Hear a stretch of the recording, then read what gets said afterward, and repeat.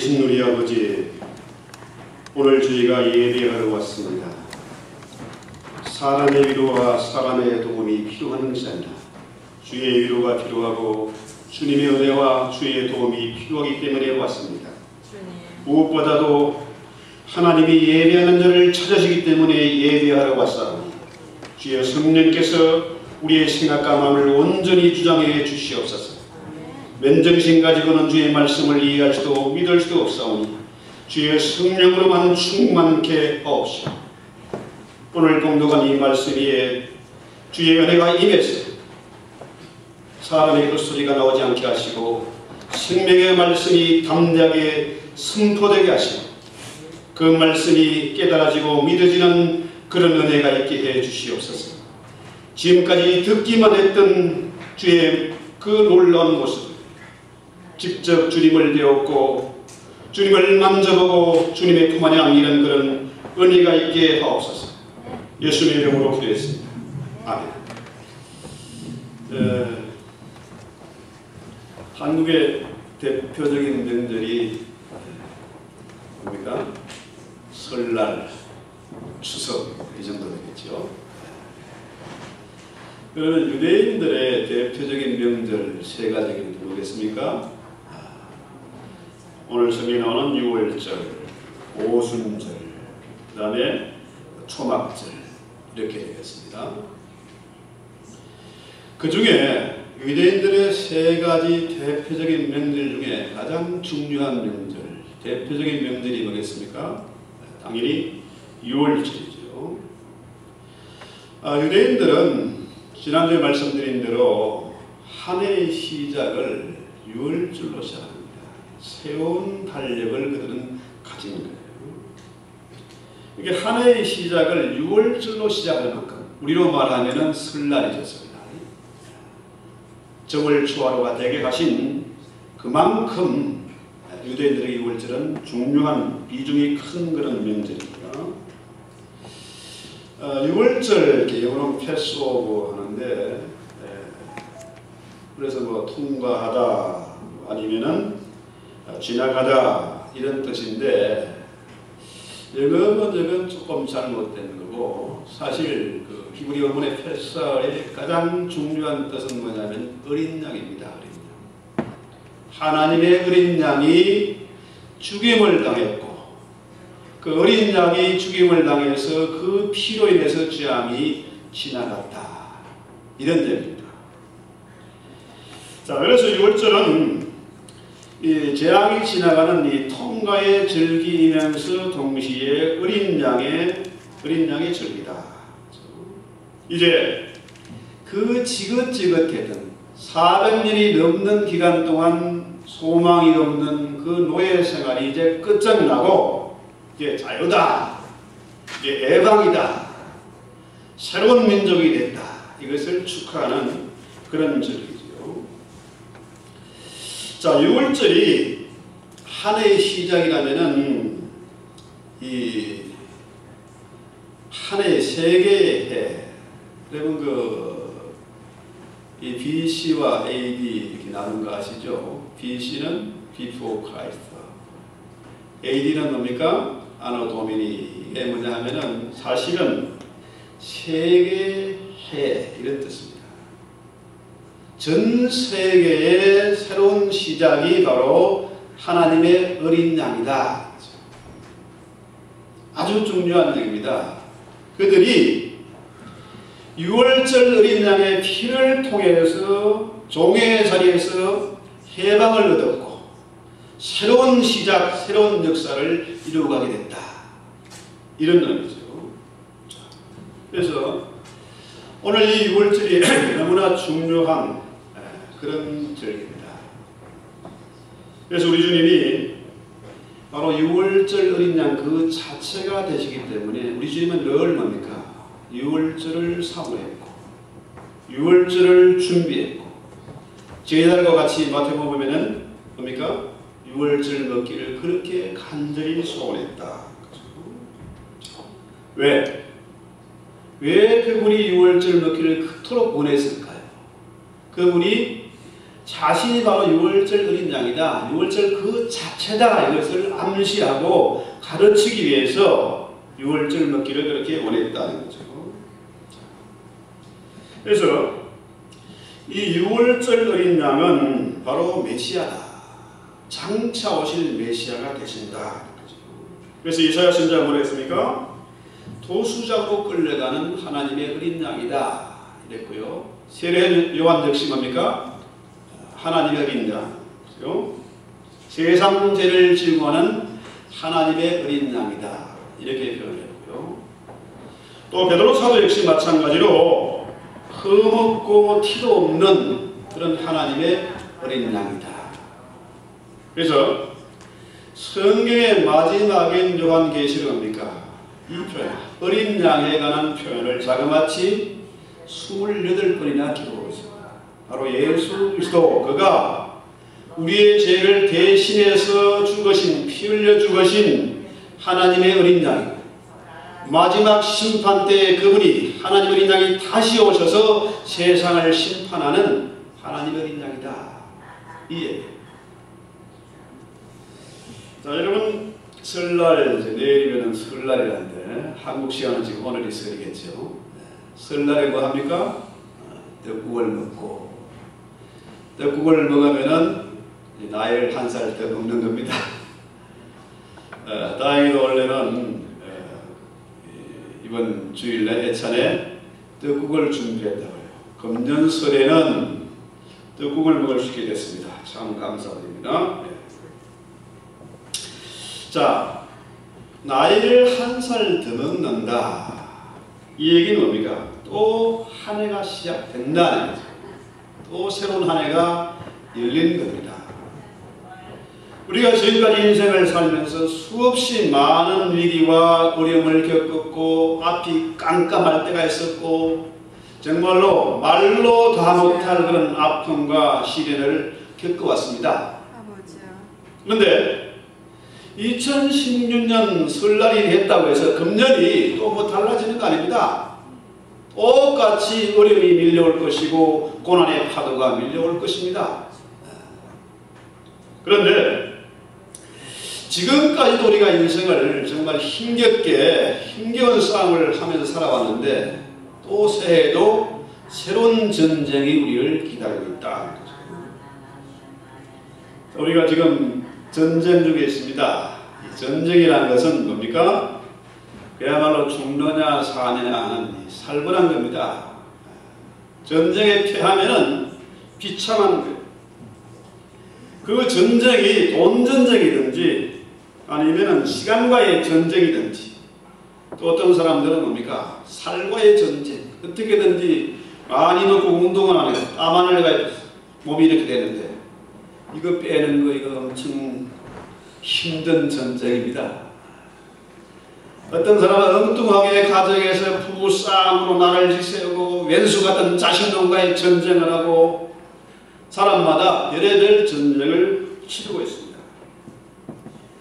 자, 새해에는 뭔가 달라지겠지, 새로운 결심을 하고 전쟁에 임하지만은 우리의 싸움이 여전히 만만치 않습니다.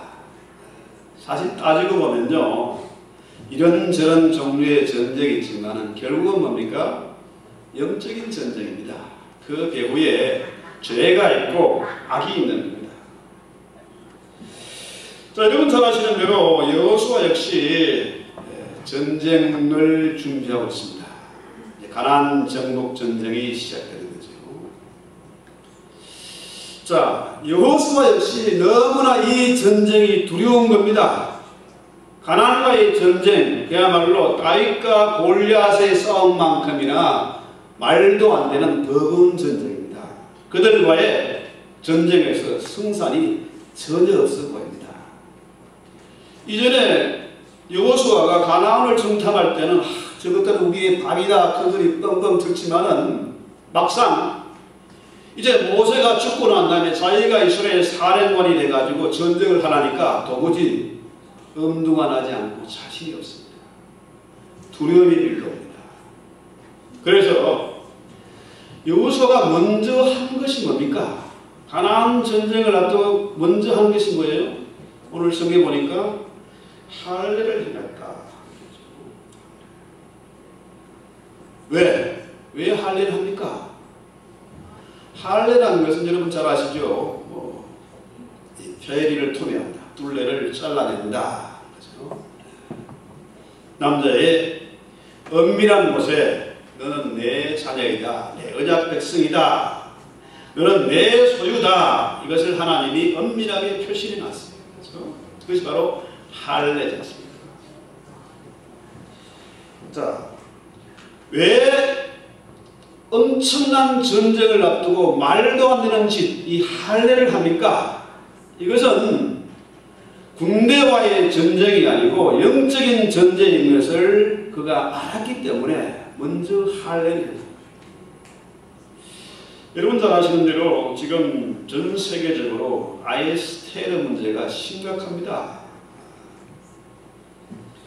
그 이스라엘 교리가 이에는 이, 눈에는 눈, 이게 참 잔인하죠. 그 성경 말씀을 왜곡해가지고 이빨 하나 빠지면 상대편 이빨 하나만 뽑아야 되는데, 그죠? 눈알 하나만 뽑아야 되는데 그냥 죽여버리고 살벌하지 않습니까? 이 계명의 근본 정신은 사랑입니다. 사랑. 하나님은 사랑이고 이 성경 말씀을 어디로 들치면 사랑입니다.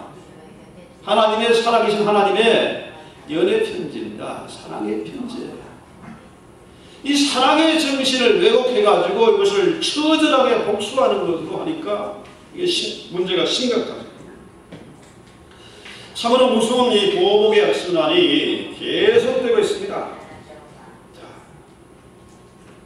잔인하게 처형을 하고 보복을 하는데 서방이 첨단 무기들을 가지고 강할 무기들을 엄청나게 쏟아붓습니다. 결국은 돈을 쏟아붓는 겁니다. 무자비하게 폭격을 해도 그 기세는 조금도 누그러뜨리지 않고 저항 세력은 점점 더 커져가는 겁니다. 좀 심각하대요. 왜 그렇습니까? 이 전쟁이 돈 전쟁도 아니고 군사적인 문제도 아니고 정치적인 문제도 아니란 겁니다. 우리가 분명히 잘 알아야 돼요. 바로 그 배후에 뭡니까? 죄가 있고 악이 있다는 겁니다. 우상의 문제예요.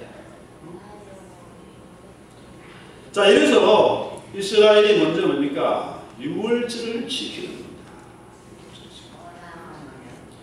이스라엘이 지난주에 말씀드린 이스라엘의 유월절을 지킨 것은 바로 믿음의 행동이다. 히브리 11장에 믿음으로 피 뿌리는 예를 정했다. 믿음으로 유월절을 지켰습니다.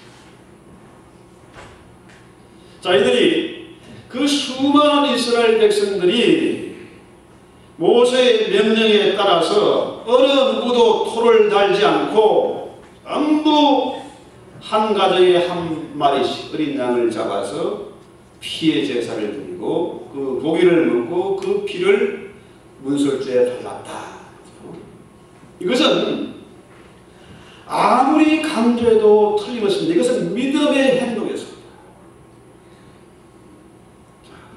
오늘 우리도 이제 성만찬을 내려가게 되는데 그저 절기가 돼서 교회의 절차에 따라서 형식적으로 성만찬을 하는 것이 아니라 이것은 바로 뭡니까? 믿음이 따라야 된다. 믿음으로 이 예식에 참여해야 된다. 이 얘기입니다. 금년 2016년 새해를 출발하면서 이 민족의 명절을 만나서 우리가 먹고 마시고 즐거워하기보다는 먼저 뭡니까? 우리의 믿음을 세워야 된다. 우리의 싸움이 총칼로 하는 싸움이 아닙니다. 머리 숫자가 많다고 이기는 싸움이 아닙니다. 이건 돈으로 하는 전쟁도 아닙니다. 뭡니까? 우리의 싸움이 혈과 육의 싸움이 아니라 바로 정사와 권세를 잡은 악한 영들과의 전쟁이다. 그래서 먼저 할례를 행하는데 이 할례를 행하는 이유가 뭡니까? 오늘 성경에 보니까 유월절을 지키기 위해서입니다. 왜? 출애굽기 14장에 보면은 이 6월절 음식을 먹는 사람은 누굽니까? 할례를 받은 사람만이 이 6월절에 참여할 수 있기 때문에 그렇습니다. 할례가 먼저.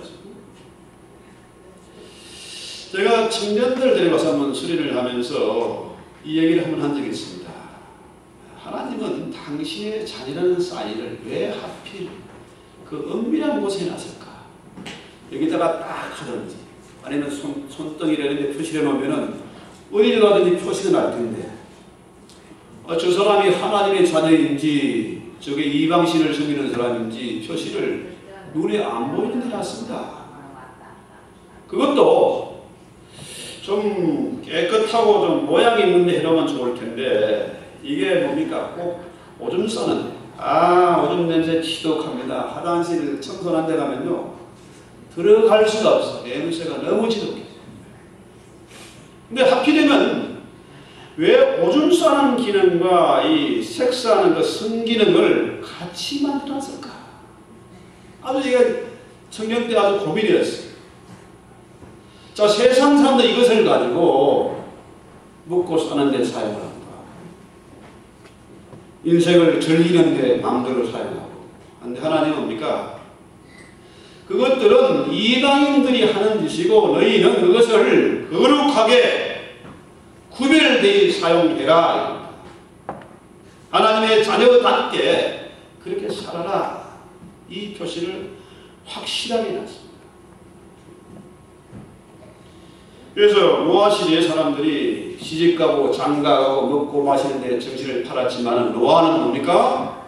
할례 받은 하나님의 자녀이기 때문에 그 가정은 경건하게 살았고 그가 지금 우리에게 똑같은 말씀을 전해주고 있는 거죠.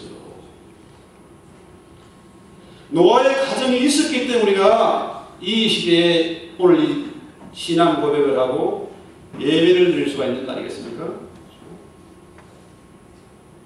분명히 말합니다. 성경 출애굽기 17장에는 할례를 닿지 않으면 언약 백성에서 끊어진다.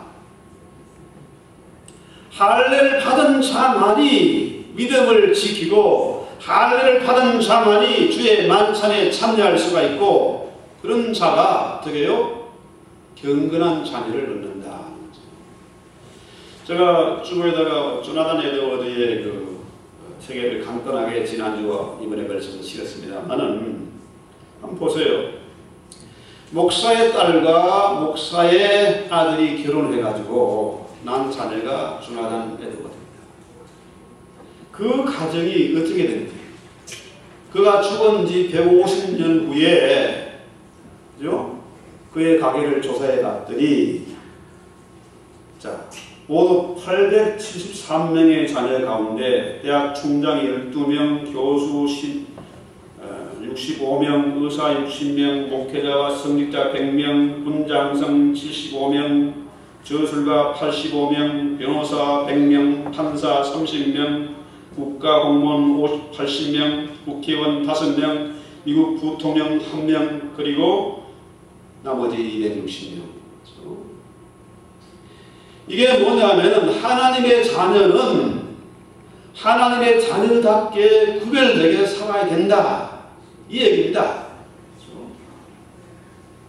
마치 하나님의 자녀로서 할례를 받고 경건하게 살아가면은 하나님의 나라가 그 가정에 임하는 것이고 그 자녀들이 어린 감람나무 같아서 그죠? 감람나무가 자그마치 2000년 정도를 산다지 않습니까? 2000년.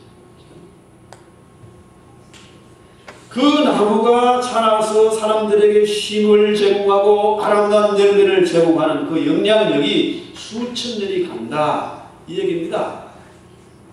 그래서 우리가 정말 결혼할 때도 정말 경건한 사람들끼리 모여서 만나서 결혼을 해야 경건한 자녀를 얻는 것이고 이 시대와 역사 속에 정말 유익을 줄 수 있는 그런 족보를 만들어갈 수 있다. 그래서 우리가 분명히 6월절 만찬을 이 만찬에 참여하기 위해서는 할례를 받아야 되는데 할례를 어떻게 받습니까? 할례가 도대체 뭡니까? 할례는 뭡니까? 죽음이 있지 않습니까? 죽음. 잘라내는 겁니다. 죽음.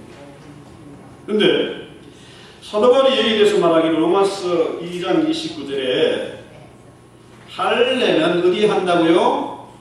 마음에 한다. 마음에 할지니. 마음입니다.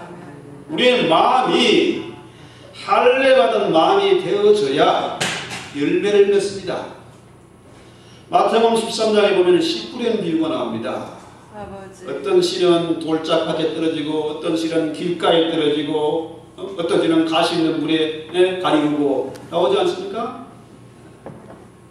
우리의 마음에 할례를 받아야 비로소 그 옥토밭이 되어지고 그 말씀이 우리 마음밭에 떨어졌을 때 그 말씀이 뭡니까? 30배, 60배, 100배의 결실을 얻는 겁니다. 오늘 우리가 이 예배와 만찬을 통해서 정말로 할례받은 마음으로 믿음으로 이 예식에 참여하면 그 말씀이 자라서 30배, 60배, 100배의 결실을 얻을 것이고 우리 자녀들이 수천 년 역사 속에서 빛을 발할 수 있는 그런 족보를 만들어갈 수 있을 것이다. 6월절 어린 양이 한 가정을 살리기 위해서 죽임을 당했습니다. 하나님의 어린 양, 흠도 티도 없는 어린 양이 하나님의 독생자 예수가 죽임을 당했고 그 피를 문선제에 발랐을 때 재앙이 지나갔습니다. 그 피가 뭡니까?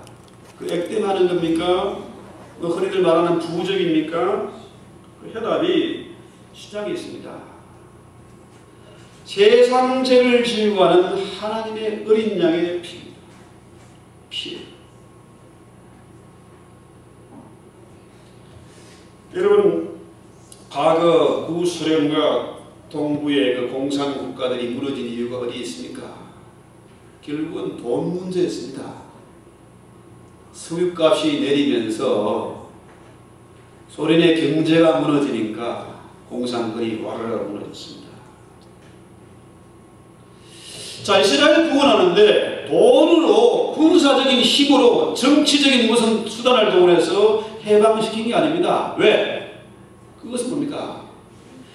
일시적인 것이고 구조적인 것에 불과하지 진실로 그들을 해방시키는 것은 뭡니까? 바로 죄의 문제입니다. 우상의 문제입니다. 이것을 해결하기 위해서 우리 하나님은 어린 양의 피로 이스라엘을 사신 겁니다. 자유를 얻게 하신 겁니다. 이 싸움은 군사적인 싸움도 아니고 돈전쟁도 아니고 죄의 삭선 사망이기 때문에 하나님의 어린 양이 죄에 대한 심판을 받으신 겁니다. 그렇습니다. 우리는 이 놀라운 진리의 말씀을 아멘하고 믿어야 합니다. 이스라엘이 애굽에서 나오는 것은 뭡니까? 자기들이 한 일이 아니고 하나님이 하신 일입니다. 하나님께서 이스라엘을 해방시켜 주셨습니다. 그래서 우리는 이 6월절을 믿음으로 지켜야 되고 믿음으로 이 만찬에 참여해야 되는데 흔히들 사람들이요 공짜와 믿음을 구분을 못해요. 자, 우리가 믿음으로 구원을 얻습니다. 그런데 그 믿음이 절대 공짜가 아니란 겁니다. 하나님이 엄청난 대가를 지불한 겁니다. 온 세상을 다 주고도 살 수 없는 하나님의 의로운 독생자 하나님 어린 양의 피를 통해서 우리를 사신 겁니다. 대가가 완벽하게 지불된 겁니다. 그래서 재앙이 지나갑니다. 당시에 6월절 어린 양의 피의 소리가 천지를 진동했습니다. 사방의 피비린내가 진동을 했습니다. 이스라엘 전체 백성들이 어린 양을 잡고 믿음으로 6월절 음식을 먹은 겁니다. 바로 믿음의 행동.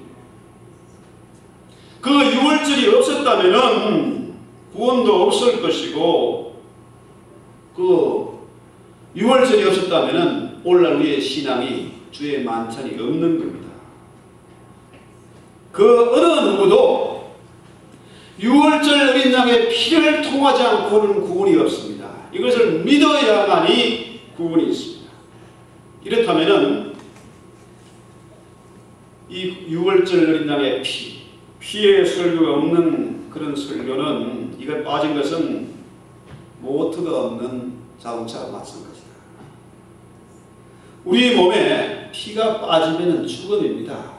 피가 더러워지면 온갖 질병에 걸리게 되죠. 이 피가 없는 그런 생명은 있을 수 없다는 거죠. 자, 그렇습니다. 오늘 이 유월절 만찬은 바로 이 시대의 성만찬이죠. 성만찬을 행하는 이유가 바로 여기에 있습니다. 말 그대로 식사입니다. 식사. 초대교회의 수의 만찬 역시 식사였습니다. 유월절도 식사였고 또 주님의 그 만찬도 역시 식사였습니다. 저는요 매 예배 때에 이런 만찬이 계속됐으면 좋겠습니다. 매주일마다 우리가 주일 예배 마치고 식사를 하지 않습니까? 저는 일주일 내내 모든 식사 중에서 주일 후에 마치는 그 예찬이 가장 행복하고 가장 맛있고 가장 기쁜 그런 식사죠. 자, 그래서 이 식사를 통해서 우리가 그전에는 귀로만 들었던 예수를 눈으로 보게 됩니다. 그 예수를 손으로 만져보고 그 예수와 함께하는 그런 교제의 복을 누리게 된다는 거죠. 그래서 주님과 함께하는 식사, 주님과 함께하는 이 교제가 최상의 기쁨입니다. 여러분 착각하지 마십시오. 돈이 많다고 행복한 게 아닙니다. 많이 되었다고 얼굴이 이쁘다고 이 문제가 아니에요. 주님과 함께하는 교제, 주님과 함께하는 이 식사가 가장 즐거운 식사예요. 이런 우리가 타국에서 고향에 설명제는 동참하지 못하지만은, 그러니까 설날 되면 그러잖아요. 맛있는 음식이 준비되고 새 옷을 입고, 특히 어릴 때는 뭡니까? 설날이 기다리는 이유가 세뱃돈을 받을 수 있습니다. 그런데 오늘 우리가 믿음으로 하는 이 식사에는 우리 주님이 함께하는 그런 은혜가 있고 기쁨이 있습니다. 참으로 우리가 할례를 받고 믿음으로 이 예식에 참여해야 되겠다. 아브라함이 할례를 받고 그의 별명이 뭐였습니까? 피난패였습니다. 피를 많이 흘려야죠. 나이가 먹어서 할례를 받으니까 얼마나 피를 많이 흘렸겠습니까? 죽음이죠. 아브라함이 할례를 받고 얻은 자식이 뭡니까? 누구예요? 이삭이죠. 이삭의 이름의 뜻이 뭡니까? 기쁨입니다. 정말 이 세상 험한 세상을 살면서 기쁨을 잃어버린 사람들 얼마나 많습니까? 꿈을 잃어버린 사람들 많아요. 그런데 아브라함이 너절막에 100살에 대해서도 그 이삭을 낳아서 기쁨을 얻었습니다. 웃을 일이 생긴 겁니다. 우리 하나님은 바로 뭡니까? 우리의 기쁨을 주시는 하나님, 모든 것을 예비해 놓으신 하나님, 그렇죠? 여호와 이레의 하나님이죠. 그 이삭을 모리아산에 갖다 바치고 죽이고 칼을 내리치려고 할 때에 하나님이 대신 뭡니까? 수양을 준비해놨어요. 이삭 대신에 수양이 죽임을 당한 거죠. 그렇습니다. 우리가 이 유월절 어린 양의 피를 통해서 뭘 받았습니까? 가장 소중한 생명을 받은 겁니다. 이것은 영원한 생명입니다. 주님 모신 그때까지 이어지는 생명이고 또 천국에서 이어지는 그런 생명, 그런 기쁨이죠. 이 유월절 환희 놀라운 기쁨입니다. 정말 세상이 어떻게 해줄 수 없는 그런 환희와 기쁨이 이 6월절 만찬에 있다는 거예요. 그래서 여러분 잘 아는 작곡가 하이든이 이런 얘기를 했습니다. 선생님, 당신은 어찌하여 늘 행복하고 기쁜 그런 생활을 하고 당신의 음악은 어째서 그렇게 기쁨이 넘치고 어떻게 그렇게 생명이 넘칩니까? 물어봤을 때에 하이든이 이렇게 대답했습니다. 하나님께서 내 가슴을 뛰게 하는데 내 음악이 어떻게 기쁨에 뛰지 않겠습니까? 하나님께서 내 손과 내 펜을 움직이시는데 어떻게 그 펜이 우울한데 빠지겠습니까? 하나님이 늘 나와 함께 하시는데 나에게서 어떻게 슬픈 음악이, 절망적인 음악이 나올 수 있겠습니까? 그렇습니다. 오늘 우리가 이 주의 만찬을 대할 때 주님의 은혜와 주님 주시는 그 기쁨이 충만할 수 있기를 바랍니다. 그렇습니다. 6월절을 통하지 않고는 이 땅에 참된 기독교가 없습니다. 6월절의 그 피의 구속이 없이는 우리가 구원을 얻을 수가 없습니다.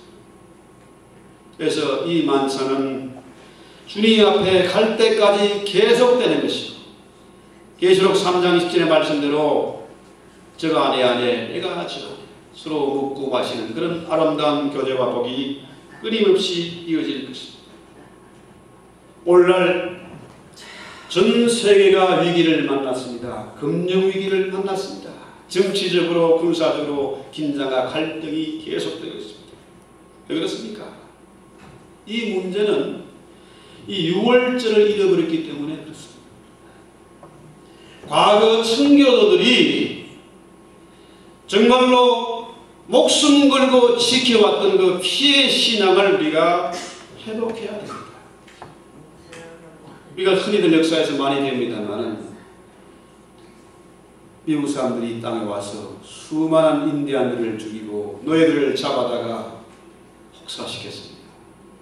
이 모든 것들에 6월절 신앙이 뒷받침되지 않으면 정당성이 없습니다. 그저 단지 뭡니까? 내 욕심을 위해서 남을 잡아다가 노예로 부려먹고 내 욕심을 위해서 인디언들을 쫓아내고 그것밖에 안 됩니다. 그러나 우리가 진실로 이 피의 복음, 6월절의 복음을 믿고 우리가 인생을 살면은 새로운 가치, 새로운 소망이 생겨나게 될 것이고 정당성을 얻게 될 것이다. 주님 분명히 말씀하셨습니다. 너희가 세상을 다스리고 정복하라. 우리가 지금까지 쩔쩔매면서 기죽어서 소망을 잃고 힘없이 살아왔습니다만 이 6월절 피해 신앙을 회복할 때에 우리는 쫓기는 자에서 쫓는 자가 될 것입니다. 세상을 두려워하는 자가 아니라 담대하게 세상을 다스리고 정복해 갈 수 있는 그런 정당성과 힘을 얻게 될 것입니다. 이 주의 피해 복음을 찬송하고 우리 기도합시다. 229장 찬송입니다. 이 시대에 많은 교회들이 힘을 잃어버리고 세상의 지탄과 조롱을 받지만은 오늘 우리가 이 6월절 피해 복음을 찬송하면서 다시 한번 새롭게 결단하는 그런 은혜가 있기를 바랍니다.